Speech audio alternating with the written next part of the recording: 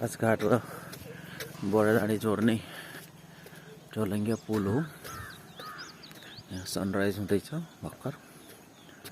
सनराइजको दृश्य निकै राम्रोसँग हेर्न सकिन्छ। र यो झोलङ्गे पुलमा मान्छेहरू आएर फोटो खिच्छन्। निकै भाइरल भएको छ यो पुल चाहिँ। यो मोहना नदी कैलाली र कञ्चनपुरको सिमानालाई छुट्याउने नदीको रूपमा मानिन्छ। यो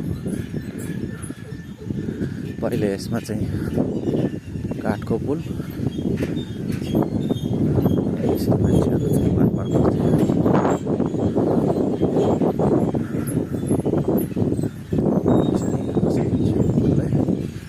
लगभग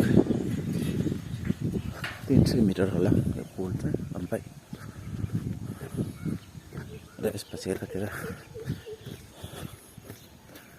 सानो जङ्गल छ।